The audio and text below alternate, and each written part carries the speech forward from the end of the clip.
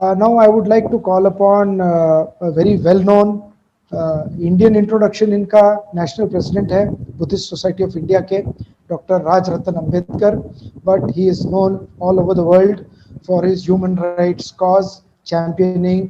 पूरी दुनिया घूमते हैं और हर जगह मजलूमों की आवाज़ दुनिया में सब लोगों तक पहुंचाते हैं, उनके हक के लिए लड़ाई करने वाले। मैं दावत देता हूं डॉक्टर राज रतन अम्बेडकर साहब, आपको दावत देता हूं। थैंक यू अब्दुल वहीद सईद जी। सभी पैनलिस्ट को और सभी अटेंडीज को और सभी सुनने वालों को मेरी ओर से आप सभी लोगों को सलाम वालेकुम, जय भीम। और रमज़ान के पाक महीने के पवित्र महीने के आप सभी लोगों को बहुत बहुत मंगल कामनाएं। और आज का जो विषय है कि लॉकडाउन में फैसिज्म किस तरह से बढ़ते जा रहा है। देखो, मेरा सबसे पहले तो मैं होस्ट से पूछना चाहूंगा कि मेरा आवाज आ रहा है सबको? Host, yes we can hear you, we can hear you. Okay, तो देखिए, पूरे विश्व में कोरोना वायरस जो है, ये एपिडेमिक से सब पूरा विश्व ये जूझ रहा है, लेकिन भारत में, इंडिया में सिर्फ कोरोना नहीं तो एक फैसिज्म का भी एक एपिडेमिक यहाँ पर बढ़ते जा रहा है। कई बार तो मुझे लोगों के सवाल आते हैं कि सही में भारत में कोरोना है, क्योंकि कोरोना के आड़ में यहाँ की जो मनुवादी व्यवस्था है ये पूरी तरह से संविधान को हटाने का काम कर रही है। इस तरह की भावना लोगों में है, चाहे वो शेड्यूल कास्ट के हो, बुद्धिस्ट हो या मुस्लिम्स हो, क्योंकि यहाँ की व्यवस्था के ऊपर अभी भी लोगों का विश्वास नहीं है। अनीस जी ने अपने स्पीच में कहा कि किस तरह से पूरी डेमोक्रेसी के जो पिलर्स है, इसके ऊपर पूरी तरह से आरएसएस का कैसा कब्जा हो चुका है। उन्होंने सुप्रीम कोर्ट के बारे में, मीडिया के बारे में कहा। सिर्फ मीडिया ही नहीं, मीडिया ही आरएसएस का काम नहीं कर रही है, और सिर्फ मीडिया ही नफरत फैलाने का काम नहीं कर रही है, बल्कि भारत के संविधान को हटाने का काम चारों पिलर के माध्यम से हो रहा है। लेजिस्लेचर के माध्यम से हो रहा है, जुडिशरी के माध्यम से हो रहा है, एडमिनिस्ट्रेशन तो हम देख ही रहे हैं कि पूरे भारत को एडमिनिस्ट्रेशन ने अपने हाथ में ले लिया है। सेक्शन 144 लागू है, हम लोग कहीं पर भी जा नहीं सकते, अपने घरों में हम लोग अटके पड़े हैं। इस बात का हम विरोध भी नहीं कर सकते, और लिटरली इस बात का, आज के दिन का हम ये प्रचार 2 साल पहले, 3 साल पहले लोगों को जाकर बता रहे थे, जागरूक कर रहे थे कि एक दिन भारत में ऐसा आएगा जब आप अपने हक और अधिकार के लिए रास्तों पर भी नहीं आ पाएंगे। इस तरह से कायदे कानून भारत में बनाए जाएंगे, और सही मायने में कोरोना के आड़ में इस तरह के कायदे कानून बनाए जा रहे हैं।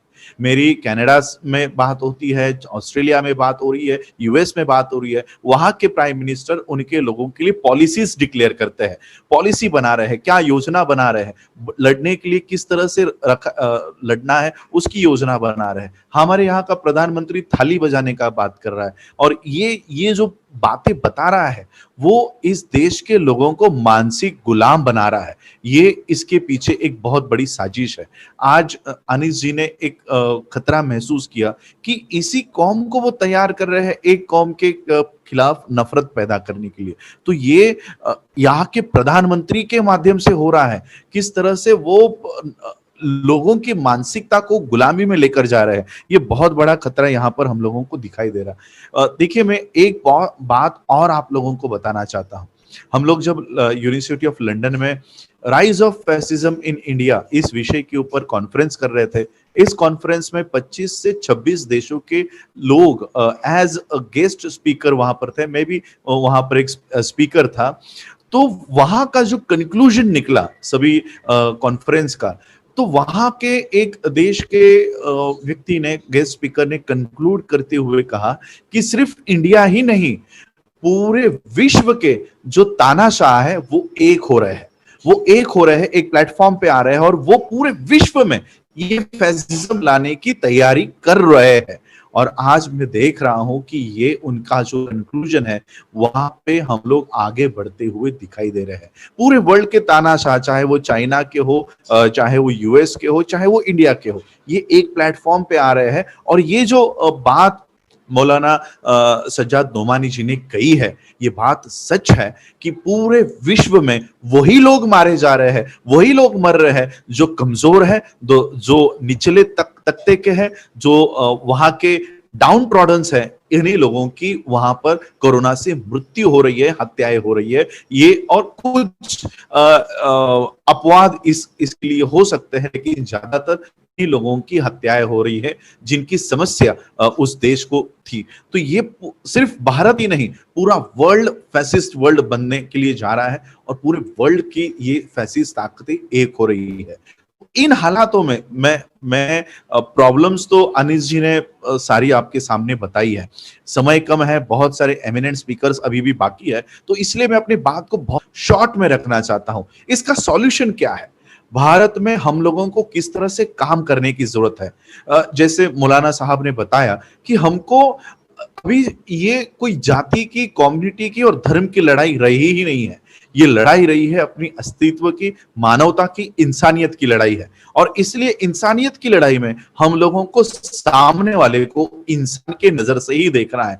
वो उसका जो दिमाग है, इसको गुलाम करने की पूरी स्ट्रक्चर इंडिया में खड़ा किया जा रहा है। अभी हिंदुओं को, schedule caste, SC ST OBC के लोगों को हिंदुत्व के ओर लेकर जाने के लिए रामायण चलाया जा रहा है, महाभारत चलाया जा रहा है, कृष्ण चलाया जा रहा है। इस तरह से अलग अलग देवी देवताओं के कर्मकांड के सीरियल्स चलाए जा रहे हैं, ताकि SC ST OBC ये जब लड़ाई की बात आए तब वो अपने धर्म की रक्षा करे, ना संविधान की रक्षा करे, ना इंसानियत की रक्षा करे। और इसलिए हम लोगों का ये कर्तव्य है कि इन भारतीयों को जाकर अपने हक और अधिकार के प्रति इन लोगों को जागरूक करना है। हम लोगों को दो तरह की लड़ाई लड़नी होगी, एक अंदर से, भारत के अंदर से, जहां पर भारत के लोगों को जागरूक किया जाए किस तरह से ये जो फैसिस्ट व्यवस्था है इन लोगों को गुलाम बनाकर रखना चाहती है, इसके बारे में जागरूकता किए जाए। कॉन्फ्रेंसेस, सभा सम्मेलन, और सभा सम्मेलन भी ऐसी होनी चाहिए जो ना कि मुसलमानों की हो, ना कि शेड्यूल कास्ट के लोगों की हो, ना कि बौद्धों की हो, ये भारतीयों की होनी चाहिए। सभी लोग यहां पर इकट्ठा हो, इस तरह की पॉलिसी मेकिंग हम लोगों को बनानी चाहिए। इस तरह का प्लेटफॉर्म बनाना चाहिए जो भारत के लोगों की समस्या सामने रखे। और दूसरी लड़ाई हमको भारत के बाहर से भी लड़नी होगी, क्योंकि भारत के जो इंफ्रास्ट्रक्चर स्ट्रक्चर है डेमोक्रेसी का, इस पे मेरा तो भी अब विश्वास नहीं रहा है। यहाँ की जुडिशरी पर, मीडिया पर, लेजिस्लेचर पर, एडमिनिस्ट्रेशन पे हम अब इसके ऊपर विश्वास नहीं कर सकते। ये पूरी तरह से RSS अपने जेब में कब का डाल चुकी है। और इसलिए हमको भारत के बाहर जो भी ह्यूमन राइट्स के इश्यूज पे एड्रेस करते हैं, या ह्यूमन राइट्स के इश्यूज के लिए जो भी व्यवस्था बनी है, जो भी प्लेटफॉर्म बने हैं, हमको हमारी समस्या वहां तक भी लेकर जाने की जरूरत है। USCIRF में अपना अनुभव कहता हूं, पिछले साल सितंबर महीने में हम लोगों ने यूनाइटेड नेशंस के हेडक्वार्टर पे आंदोलन किया, वहां पर RSS मोदी का विरोध किया। उसके बाद में USCIRF में वॉशिंगटन DC में जाकर जिस तरह की घटना यहां पर हो रही है इंडिया में, वो जाकर वहां पर मैंने निवेदन दिया, 5 पन्नों का ये मेमोरेंडम मैंने वहां पर दिया। इन लोगों को लगता है कि इंडिया में सब अच्छा चल रहा है, और इसका जीता जागता उदाहरण खुद देश के प्रधानमंत्री है, जो US में जाने के बाद स्पीच करते हैं कि भारत में सब अच्छा है। तो इस तरह का माहौल ये भारत के बाहर जाकर बता रहे हैं कि इंडिया में कोई परेशानी नहीं है, किसी मुसलमानों को नहीं मारा जा रहा, किसी शेड्यूल कास्ट को नहीं मारा जा रहा, सब इंडिया में अच्छा चल रहा है। इस तरह का चित्र, इस तरह का काल्पनिक चित्र बाहर खड़ा कर रहा है। और इसलिए जो प्लेटफॉर्म हमारे लिए बने हैं, USCIRF हो, international human rights commission Netherland में, जिनीवा में, जिसका हेडक्वार्टर है, वो हो, इन सारे प्लेटफॉर्म पे जाके हमको वहां पर अपना मेमोरेंडम देना चाहिए। देखो, अगर ये प्लेटफॉर्म अगर कमजोर होते तो MJ अकबर, बीजेपी के ये जो MJ अकबर है, ये इंटरनेशनल ह्यूमन राइट्स कमीशन में, जिनीवा में, नेदरलैंड में वहां पर जाके वो ये बयान दे रहे हैं कि मुसलमानों के साथ कुछ गैर व्यवहार भारत में नहीं हो रहा है। इस तरह का बयान MJ अकबर नेदरलैंड में देकर आए हैं। तो हम लोगों को अब हमारी असली लीडरशिप को यहां तक जाना चाहिए और जो भी अन्याय हो रहा है, अत्याचार हो रहा है, तो वहां से भी हम लोगों को सेफगार्ड, अपने सुरक्षा कवच वहां से भी लाने चाहिए। और इसलिए ये दो दुहेरी हम लोगों को लड़ाई लड़नी होगी। एक तो भारत के लोगों को जो जिस तरह से धर्म के अंधा बनाया जा रहा है, अंधविश्वास में ढकेला जा रहा है, तो वहां से भी हम लोगों को समझाना होगा। शेड्यूल कास्ट के मैं ये कबूल करता हूं कि मुसलमानों के ऊपर, क्रिश्चियनों के ऊपर अगर कोई ये आरएसएस का या ब्राह्मणों का हथियार बन के अगर कोई काम करता है तो वो शेड्यूल कास्ट का आदमी करता है, ओबीसी का आदमी करता है, आदिवासी करता है, क्योंकि इन लोगों में एजुकेशन की प्रमाण बहुत कम है। इन लोगों को थोड़े थोड़े पैसों के लिए आरएसएस में काम करवाया जाता है, और इसलिए हम लोग इनके बीच में जाके इनको समझा रहे हैं कि ये विचारधारा को छोड़ो, बाबा साहब अम्बेडकर जी के, बुद्ध के विचारधारा की ओर चलो। तो यहाँ पर हम लोग ये काम कर रहे हैं। तो ये सारे प्लेटफॉर्म्स पर भी हम लोगों को काम करना चाहिए। मैं पीएफआई का, पॉपुलर फ्रंट ऑफ इंडिया का, और खास करके मोहम्मद शफी जी का मैं आभार व्यक्त करता हूं कि आज देश में देखो, आज मौलाना सज्जाद नोमानी जी ने एक बहुत अच्छी बात कही कि आज बहुत सारे लोगों के नकाब गिरते जा रहे हैं। कौन असली मूवमेंट का काम कर रहा था, कौन नकली मूवमेंट का काम कर रहा था, कौन इस देश में असली ऑपोजिशन है, ये सब अब पता चल रहा है। इस देश का ऑपोजिशन का काम राहुल गांधी के पास है, लेकिन वो कभी भी इन मुद्दों को नहीं उठा रहे। ये देश का ऑपोजिशन कांग्रेस नहीं, आज देश में जो लड़ाई लड़ी जा रही है ये parliament versus rest of the India, यानी इंडिया और पार्लियामेंट के बीच की ये लड़ाई है। आज देश का ऑपोजिशन आप और हम हैं। हम रास्तों के ऊपर उतर के ये ऑपोजिशन कर रहे हैं। जो लोग संसद में बैठे हैं वो हमारी बात नहीं कर रहे, और इसलिए हम लोगों को ऑपोजिशन की भूमिका लेनी चाहिए। अगर हमारी आवाज संसद में अगर कोई नहीं सुनता तो रास्तों के ऊपर उतर के हमको ये ऑपोजिशन की भूमिका करनी चाहिए। अब ये फरवरी से तो ये सारा लॉकडाउन शुरू हुआ। मैं मोहम्मद शफी जी से दिल्ली में पीएफआई के ऑफिस में जब हम लोग मिले तब मैंने उनसे यही कहा था। मेरा एक बहुत बड़ा नियोजन था 9 अगस्त को लेकर। 9 अगस्त को भारत में क्रांति दिन बनाया जाता है। ये वो दिन है जब अंग्रेजों से आजादी पाने के लिए यहां से शुरुआत की थी। तो इस साल के 9 अगस्त को भी हम लोग एक कम से कम 5 से 10 लाख लोगों की रैली ये हम लोग दिल्ली में करना चाहते थे, लेकिन मेरे ख्याल से अब दिसंबर तक ये गवर्नमेंट हमको गैदरिंग्स की परमिशन नहीं देगी। तो ये सारा इस साल तो ठप हो गया। लेकिन मैं कहना चाहता हूं, एक अन्ना हजारे अगर गलत मांग को लेकर, अनकॉन्स्टिट्यूशनल मांग को लेकर लाखों लोगों को अगर दिल्ली के रामलीला मैदान पर इकट्ठा कर सकता है, तो क्या हम हमारे हक और अधिकार के लिए, इस देश को बचाने के लिए हजारों लाखों लोग दिल्ली के रामलीला मैदान पर नहीं इकट्ठा कर सकते? हमको हमारी आवाज रास्तों के ऊपर भी उठानी है, और हमारी आवाज उन प्लेटफॉर्म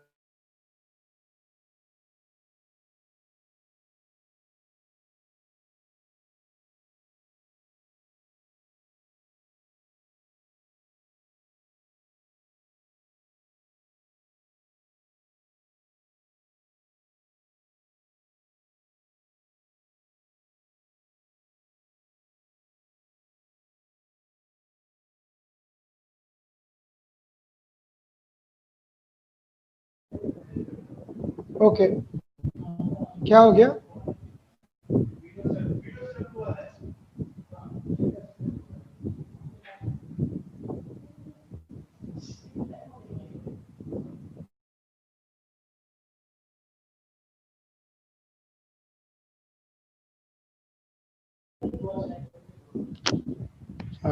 कुछ प्रॉब्लम हुआ है, शायद राजरतन अंबेडकर साहब का कनेक्शन डिस्कनेक्ट हुआ है। हम कोशिश कर रहे हैं उनको वापस बात करने की, नहीं तो हम अपने अगले स्पीकर को दावत देंगे इंशाल्लाह।